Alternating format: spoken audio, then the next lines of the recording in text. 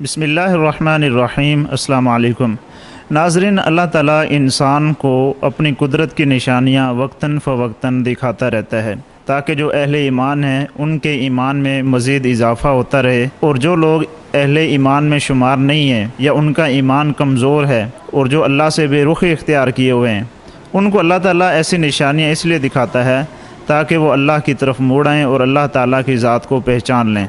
ये साइड के अंदर जो आप वीडियो देख रहे हैं, ये सूडान का एक इलाका है जिसमें एक हामला खातून को 4 महीने पहले दफन किया गया था। इस माँ के पेट के अंदर 5 महीने का बच्चा था।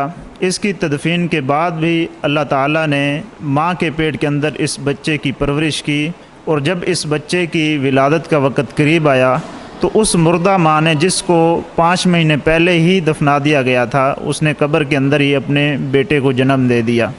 बच्चे की पैदाइश कब्र के अंदर ही हो गई। जब बच्चे की चीखने चिल्लाने की आवाज़ें कब्र से बाहर आने लगीं तो अहले मोहल्ला ने कब्र खोदी और उस बच्चे को बाहर निकाल दिया। ये अल्लाह ताला की कुदरत का एक अजीम करिश्मा है, एक बहुत बड़ी निशानी है, और अहले अक़ल के लिए इसमें एक बहुत बड़ा सबक है कि वही ज़ात है कि जो मुर्दा में से ज़िंदा को पैदा करती है और ज़िंदा में से मुर्दा को पैदा करती है। वही ज़ात है इन्नल्लाह अला कुल्ली शैइन क़दीर, जो हर चीज़ पर कादिर है। अल्लाह ताला के लिए कोई चीज़ नामुमकिन नहीं है। इस तरह का जो वाक़या है, ये अहले ईमान के लिए, मुसलमानों के लिए और तमाम इंसानियत के लिए बहुत बड़ा एक सबक है कि दुनिया के अंदर वाकई कोई ऐसी ज़ात है जो इस पूरे सेटअप को, इस पूरे निज़ाम को चला रही है।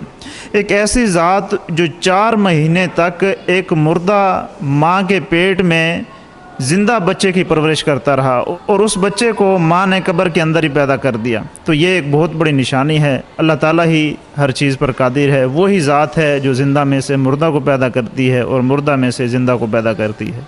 वस्सलाम।